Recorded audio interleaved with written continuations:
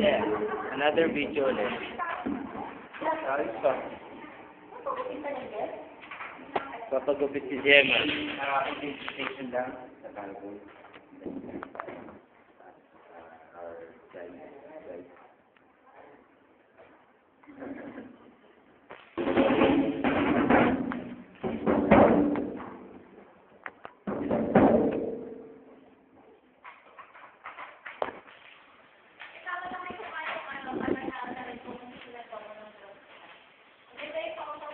Pupunta sila mamaya.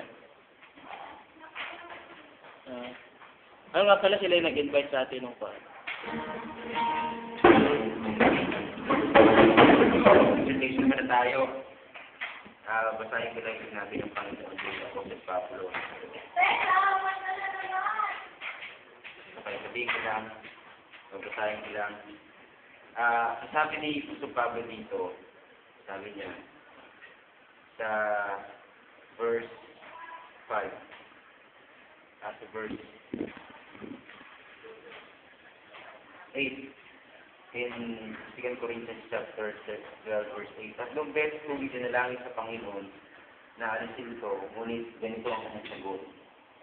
Ang tulong ko'y sapat sa lahat ng pangangailangan mo, lalo na ang aking kapangyarihan, kung ikaw ay makina. So, si Apostol Pablo, mayroon siyang kahinaan, no? Sa buhay niya. May siyang kahinaan sa buhay ng dinadalangin niya na sabi niya, lagi kong dinadalangin ng Panginoon ang ganito dito. At ang best yung dinadalangin, huwag mo na yung rin. Makinig ka muna! Nakikinig ako, nire-record ko nga eh. So, makikinig mo siya. So, tatlong best yung dinadalangin.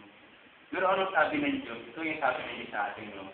Sabi ng Panginoon sa kanya na ang tulong ko sapat sa lahat ng pangailangan mo, lalo na kay ang aming kapangyarihan kung ikaw ay makina. Sabi ng Bible, blessed are the poor in spirit, for there is a kingdom. They shall inherit, Heaven, no? They shall inherit the kingdom of God. So, para sa atin, sa Tagalog ito,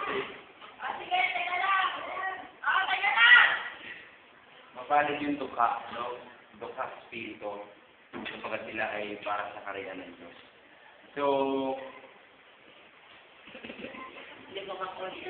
Ituloy lang. Anong mensahe dito sa atin bilang tayo ng mga nililito sa Panginoon? Lagi natin tatandaan na pag tayo nagmamagaling sa harapan ng Panginoon, hindi natin meron natin yung strength. Yun. No? Pero pag kinikilala natin sa buhay, no? So kinikilala natin na Lord, maging ako. Kasi wala namang magaling sa atin eh. Pag sinabi kasi natin magaling, ay di tayo samahan ni Lord. Amen. Tama? So lagi natin din kung bang sa ating laging tatandaan, hindi natin kayang drums, hindi natin kayang umuto. Nakula ang Bible kung walang usulta. Kasi umasa tayo, no? Sa Bible.